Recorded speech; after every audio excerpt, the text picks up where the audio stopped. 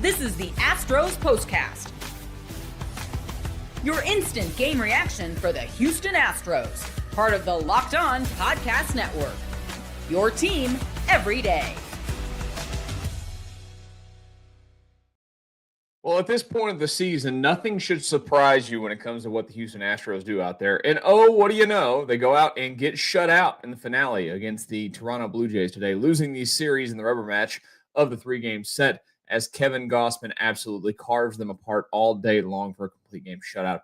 And the Astros continue this downward spiral that they have been in for, well, some time now, as the time is running out on them to fix it and to hold on to their lead in the American League West. Hello and welcome to the Locked On Astros Postcast this early evening, afternoonish, whatever. The Astros losing today, which is always very, very, very exciting to do a show after they lose. You guys know how much I love to do those. Yeah, I'd prefer to do the win all the time. Today's show is brought to you by 5 Hour Energy. Enter for the chance to win a dream golf trip for two to any tournament in the USA. Visit 5hewin.com for full rules and entry. No purchase necessary. Excludes the Masters tournament. Ends October 31, 2025. Well, I'm going to go ahead and say this. You're probably going to be able to guess what we're going to be talking about more than anything else from this one. This is what you'll be talking about. I mean, sure, we could be talking about the fact that the Astros went out there today and their pitching staff gave up 6 runs, and that Christian Javier didn't look great, and that he had some issues at times, and all those things. But the thing that you're talking about, of course, is the fact that they went out there again, and worse than the first 2 games, they somehow won one of them. They got shut out today. Now, look, Kevin Gausman is a really good pitcher. He has great stuff. It's probably not been a year that he has loved in terms of the numbers that he has put up for the Toronto Blue Jays this year. But he has really good stuff. He is absolutely incredible at getting ahead of guys. I mean, you saw it all day long. Early in the game, I started to remind myself I need to, mark down how many times he got up 0-2. I mean, it felt like every batter, he's ahead 0-2. And I thought it was really interesting today that the Astros, this is the Astros are a team that typically goes out there and swings the bat early in counts. I really thought they would attack him more early. And I didn't feel like they did that necessarily, which was odd to me at times. Then they had a few at-bats where they didn't get results out of it. They did hit some balls hard. Of course, those balls that are hit hard go right at people. But it's the same storyline that we've been dealing with all year. The Astros can still win the American League West. Do not get it twisted. I know people love look, I see the optics as well. They are playing horrible baseball. Horrible. There's no reason to have a lot of faith in them even turning it around right now. I don't have a lot of faith in it. Nothing that I've seen, and we brought up the number the other day, since they swept the Dodgers back in July, that July 4th weekend, they're like 10 games, 11 games under 500 now since that point. There's no reason to think that they're going to that they're going to win games like at a rapid pace the rest of the season. None. They've given you 0 examples as to why they are capable of doing that. And the biggest reason why all leads back to, and it's great. I mean, look, they went to the deadline and they decided the deadline, which was exactly what they needed to do. They needed to target hitters, and they did that. Jesus Sanchez has been He's had some stretches where he got really hot, and then he's had some stretches where he's been incredibly cold. Correa has been a beyond solid pickup in return. That was a really good trade. And Urias is just a utility player, and honestly hadn't done a lot at the plate. Eventually got Jordan back, but it all gets back to the same thing. So many guys, they have a very average lineup, and they've put up very average at best results this year in terms of offensive numbers. You just go look at the American League West, which, by the way, now the Astros are a half game up in the AL West over the Mariners, thanks to the loss today. They will play tonight, the Mariners will, against the Los Angeles Angels. So go Angels, go. The Astros will probably be staring up at the Mariners by the end of the night, or I should say, looking directly at the Mariners by the end of the night would be my guess. But here's to hoping. Soriano is going for the Angels tonight. He's been pretty good for them. We saw him what he did to the Astros. But honestly, I feel like you and I could go out there right now and at least get a couple of outs against this Astros lineup based off the way that they're going. But at the end of the day, they cannot win any games. This is stating the obvious here. If they don't score consistently and they don't look like a team that's dangerous at the plate at all, which is exactly what this team looks like, a non-dangerous team. Every time that they go up there. Every time. Pena's in a huge funk. Jordan had a, not a very good series there, but he gets some slack because he's been so incredible lately. Correa had a good series up till today.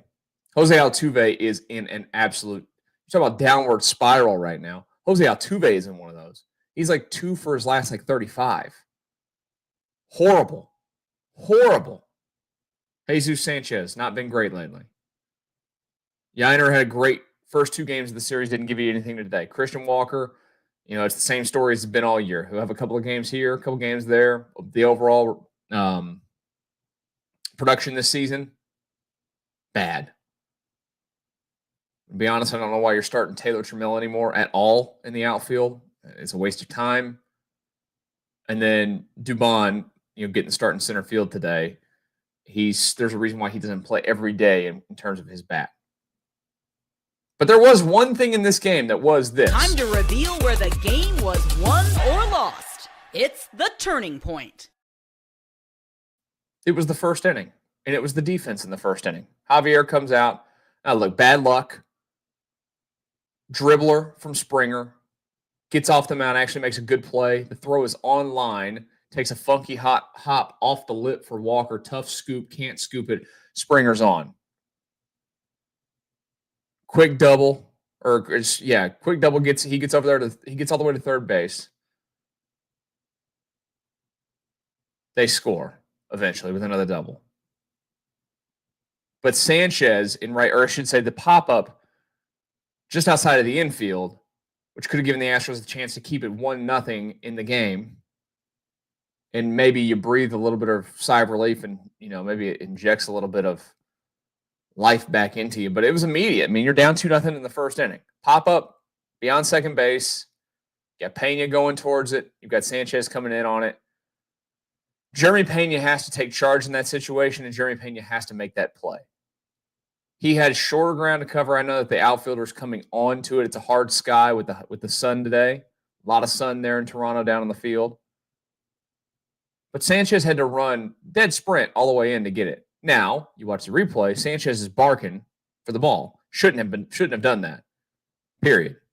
And the Astros, like any other team, operate off whoever calls it's going to get it. But that was the turning point of this baseball game today. When they went out there and that happened, you just knew. And you can be honest with it. I knew it too. When that happened, you said to yourself, this game's over. This team's not going to overcome this. They don't overcome bad things ever. Why would they overcome this in the very first inning? The only positive that came out of it is that Christian Javier was able to get deeper into the baseball game today. The Astros now don't have a day off until, I think, next Thursday. And Javier today was able to give you 6 innings, and then McCullers gave you the last 2, and, of course, McCullers in McCullers fashion. Now, I know one of them was unearned, but still goes out there and gives it a run. So, there's that.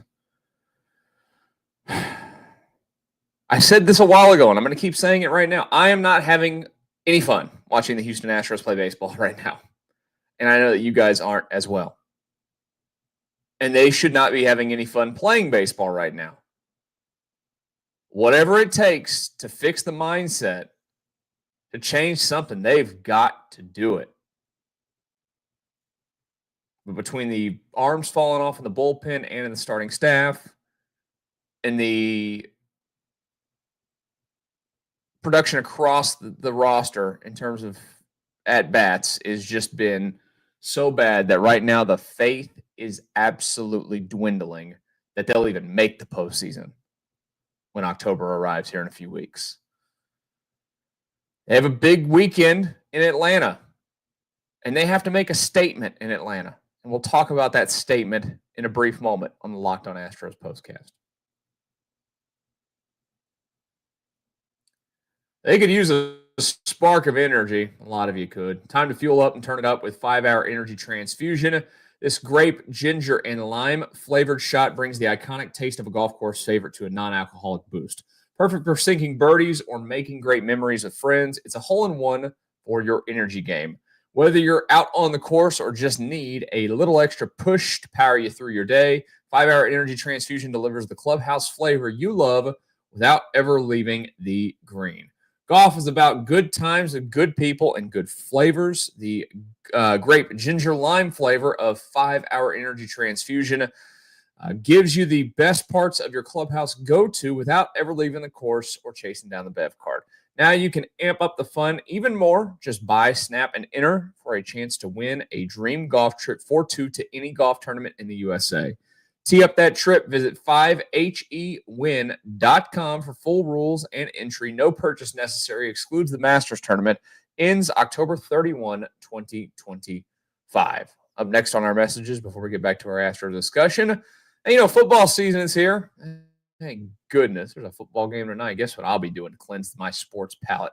I'll be watching that. The NFL season is here, and FanDuel is making sure you're ready for kickoff with a can't-miss offer, I should say. Right now, new customers can bet just $5, and if your bet wins, you'll get $300 in bonus bets to use across the app. It makes everything more exciting, whether you're watching your team or just keeping an eye on, your fantasy lineup. It's quick, it's easy. It's the best way to add a little more energy to your Sundays. So are you ready to play? Download the FanDuel app now by visiting FanDuel.com to get started. That's FanDuel.com to place your first $5 bet. One final message for you here before we get back to it. Let me tell you about Nutrafol. You've probably seen, millions of ads for hair growth and products and thought, sure, like that actually works. Well, there are so many products out there. It's hard to know which ones are actually going to do anything. That's why you should give Nutrafol a close look. Nutrafol is the #1 dermatologist recommended hair growth supplement brand trusted by over 1.5 million people. And it's not just hype. This is a supplement clinically tested that targets the root causes of thinning and shredding with a proactive approach. See thicker, stronger hair with less shredding in just 3 to 6 months with Nutrafol. For a limited time, Nutrafol is offering Locked On MLB listeners $10 off your first month subscription and free shipping when you go to Nutrafol.com and enter the promo code LOCKEDONMLB. That's Nutrafol.com, promo code LOCKEDONMLB. Bad times continuing for the Houston Astros. Welcome back to the Locked On Astros Postcast. I'm your host, Michael Connor. Thank you for joining me this afternoon. Of course, you're looking for this podcast when it comes to the audio form. For those of you that are watching on YouTube, you just go and search Locked On Astros anywhere that you get your podcast. You will get this show and, of course, the daily podcast, which is hosted by Eric and Brett. Make sure you're checking out those guys as well. They've got plenty of work for you when it comes to the Astros. I'm sure that they will be talking later tonight or this afternoon about another loss for the Astros here today and just how bad things have been going for the Astros, because that's exactly what we've been doing. They are, as you see in the title of this show, in a downward spiral. And I think the most frustrating thing about it for me when it comes to all of that is that if there has been one calling card to this Astros team in their, as we have all called it for years now, their golden era of Astros baseball these last 10 years now, it's always been that this team has been insanely clutch in September and played their backsides off in that final month of the season and really secured some division titles and secured playoff spots early on in it and played their best baseball going in. They got hot at the right time, and we all kind of led ourselves to believe that they know when to turn it on and how to turn it on when September gets here. And for the first time in this Astros golden era of baseball, this has been the exact opposite of that. They have not turned it on. They have not played their best baseball. They don't look like a team that's inspired. They don't look like a team that feels the urgency. They look like they're going through the motions and they're getting zero results every single time that they go out there, it feels like, even when they sprinkle in a win here or there. And they're, again, giving away a American League West lead that at one point this season got really big. I have to go back and look at the exact number, but there was a point in this season where it got up there. And they could very well tonight, at the end of the night, be tied with the Seattle Mariners as we do this show again. This is in the middle of the afternoon. Mariners play later tonight, West Coast time. I will not be staying up for that one. Good luck to those of you that want to stay up and stress more, because I'm sure you're already stressed enough as it is when it comes to what the Astros have given you. The largest lead on the season. I'm sorry, I was just looking it up here real quick. They got up 7 games. 7 games after that Dodgers series. Up 7. And here we are, September 11th, 2025, and they are in a spot that is not good at all. Man, oh man. I hate doing it like this. I absolutely do. I typically would have to give out our player of the game today. But guess what? The Astros scored 0 runs, had 2 hits, and their pitching staff gave up 6 runs. I don't have a player of the game today. Literally nobody did anything. So there's no player of the game today. What I am going to do, though, is take a quick look at the Atlanta series coming up for this Astros team. They're heading down to Atlanta for 3 this weekend against a Braves team that has nothing to play for. Still has a lot of talented names across that roster. Still can hit the ball over the fence. Still can do a lot of things, even if it has been a wildly disappointing season for the Braves this year. You cannot overlook that at all, that team at all. They've not played great baseball of late. That's typically what happens when you're almost 20 games under 500. But if you just think you're going to walk into town and take 2 out of 3 easy just because they're bad and you're not as bad, you're mistaken.